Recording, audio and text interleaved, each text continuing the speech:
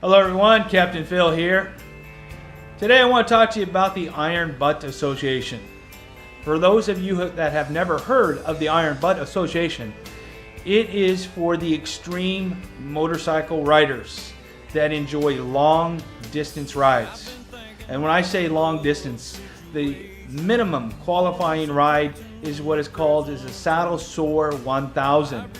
The Saddle Sore 1000 real simply says that you have to complete 1,000 miles in less than 24 hours. With that in mind, you have to be prepared for these rides, not only mentally, but physically, and you have to make sure that your bike is in tip-top order. Why am I bringing this up?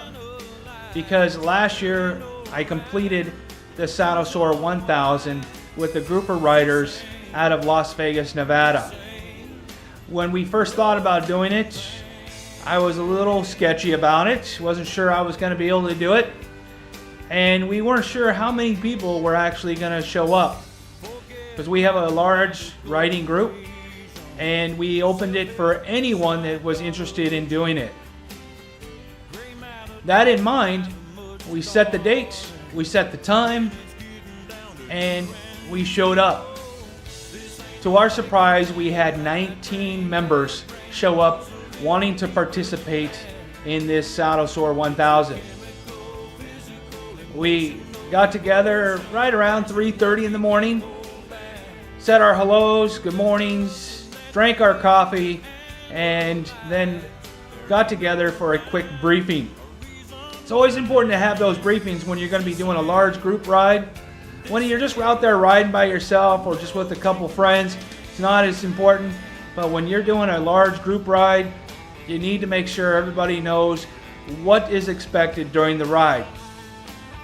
After the briefing was over, the road captains got together and we got everybody out and lined up and across the street for our first gas stop. This is important because you do not want to fill up your tank before you certify the beginning of your ride. By getting that gas receipt and possibly a witness to sign the witness forms at the gas station will mark the beginning of your ride and the clock starts ticking. We then got on the highway and began our ride. We had several planned gas stops along the way, and the intention was to only stay at those gas stops no more than 10 minutes. Obviously, with 19 bikes getting in and out of a gas station in 10 minutes to fuel, use the restroom, grab a drink, grab a snack, and get back on the road can be very challenging. But I will say this group did a really good job. Made our first gas stop without a hitch, continued on to the second, then the third, and then our final gas stop before returning home was in Grand Junction, Colorado. We stopped for lunch, had a little bit of rest, and then we were back on the road. Again, scheduled gas stops on the way back, just to make sure that we stayed on schedule. This is an important factor in this. You do not want to go out on the Iron Butt rides without a clear, precise route in mind. Keep it in mind that there are things that do pop up and you might have to stop, might have to pull off, might have to get some extra gear on, take extra gear off, all those things. But anything that's going to kill your clock is what you want to avoid. So having these pre-planned gas stops right off the highway is crucial for making sure that you stay on schedule. I'm proud to say that all 19 riders made it back to Las Vegas safely and we had a great time. Now, the ride is not over yet because you have to do one last thing. Yes, you have to get gas one more time, whether you need it or not. This marks the end of your ride, and it's also a chance for you to get your completion forms signed by a witness. Why am I vlogging today? Well, this year the group has decided to do the Bun Burner Gold. Bun Burner Gold ride is 1,500 miles in less than 24 hours. Since last year, I have relocated to Northern California. In order for me to get back to ride with the group out of Las Vegas, I have to ride 500 miles to get to Las Vegas. I have a buddy that we're going to be staying with while we're there. So we'll arrive sometime Friday evening, get some much needed rest, and then get ready for the next day of riding. We plan on leaving on Saturday at 8 p.m. We're going to be riding to Lake Elsinore, California. From Lake Elsinore, we're going to turn around and come right back to Las Vegas. There's another group of riders that are going to be doing the Saddle Shore 1000. We're going to be catching up with them and then doing the same route that I described earlier and going all the way to Grand Junction, Colorado, and then back again. This is going to be a most challenging ride, I'm sure. I'm a little nervous about it, but I have been doing some prep work in regards to it. I took a ride from Northern California to Phoenix, Arizona. That's 725, almost 750 miles from here. I did that on one stretch without stopping other than for gas and using the restroom and grabbing a snack. But most of the time was just straight on the bike and going out there and seeing what I can do. And then obviously I rode out there, so I had to ride back. So I was able to do that. I challenged in both directions just to make sure that I'm prepared. I took the bike in for its 40,000 mile checkup early to make sure that the bike is good to go.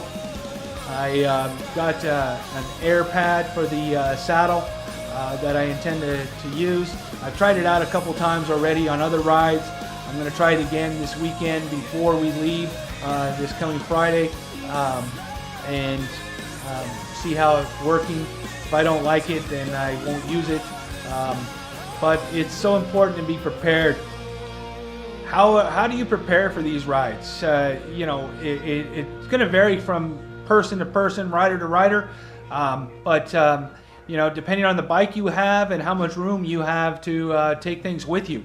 I have an ultra classic electric glide. It's got the tour pack on the back, the saddle bags on the side, so I'm able to carry quite a bit of stuff for the ride.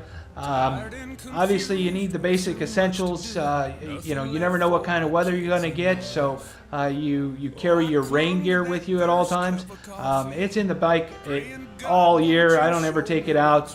I might take out my wife's for this just to make sure that there's plenty of room. And then a small toolkit. I have various tools in my toolkit that are specific to my bike. Then this year I splurged. I got a 1 gallon gas tank. Don't know if I'll need it. We usually plan for doing about 160 to 170, 180 miles per stretch, and my bike can handle that and then some, and still have some reserve left over. So I'm not too worried about the running out of gas, but it's a good peace of mind to have it on the bike with you. You want to bring extra gloves. You want to have your heated gloves if you have them. I'm fortunate enough this year to have it. Last year I didn't have it, and there were some spots that got pretty cold, and it just, you need it. So I have the heated gloves, I have the heated jacket liner, and I even installed heated grips on my bike over the last year, so that I'm good to go for that. I have a 3-in-1 jacket that I'll be wearing. The 3-in-1 jacket is a good idea because what it is it's got a rain jacket liner on the inside and then 2 other layers that can be unzipped from each other, and it's a mesh type jacket. I love this jacket. My wife got it for me, and I couldn't be happier with the jacket. I'll bring my chaps, thermals, and jeans for that. Extra socks in case my feet do get cold. Good riding boots. The other thing is, when you're on these long rides, you want to avoid that boredom factor. because when you're going down the road, you want to have some music in your ears. You want to have something to do that. So I'm going to bring my iPod and other CDs to put in the CD player. Again, not everyone has those, but for those of us that have the couches on wheels, we love to have those features. What else am I going to prepare? I'm going to bring plenty of water, plenty of snacks, quick, easy snacks, power bars, granola bars, something that you can grab and go. The other thing you want is some kind of sucker, a Lifesaver, a Jolly Ranchers, something to put in your mouth, spice it up. If you seem to be getting bored or tired, adjust yourself, adjust your riding position.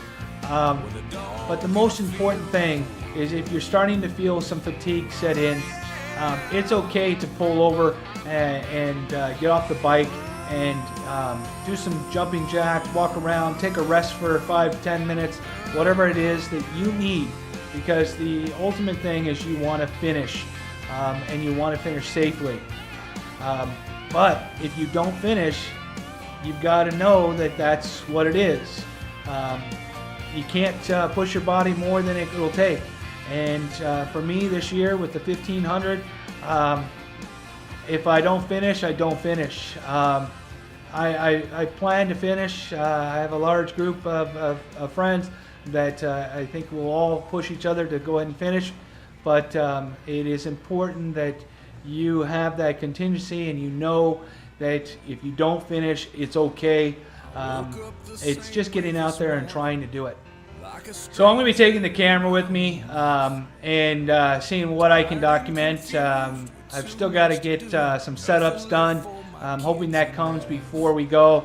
Otherwise, it might just be some quick shots here, quick shots there. But I'm new at motovlogging, and I'm still working on my setup. I'm doing the research, trying to figure out what is going to be best while we're out there riding. I already have the Xena Bluetooth headsets in the bike, so I'm thinking of adding on the Xena backpack for the Bluetooth to go right to my microphone setup inside the bike. And then do I want to mount the camera to the front of the helmet, to the top of the helmet, to the side of the helmet, to the bike itself? It's still up in the air, but hopefully I can get that all resolved in a week and get back to you and show you our ride. Well, thanks for tuning in. Talk to you next time. This is Captain Phil.